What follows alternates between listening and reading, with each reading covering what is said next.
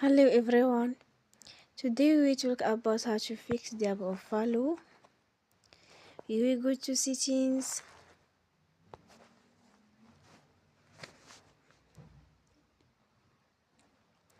then we click on apps. After that we search the app Falou and then we click. Then you will on for stop. After that we go to storage. Then we click on clear cache.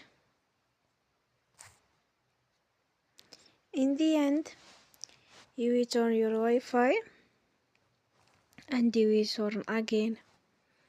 And don't forget to support us by like and subscribe. See you next time and thank you.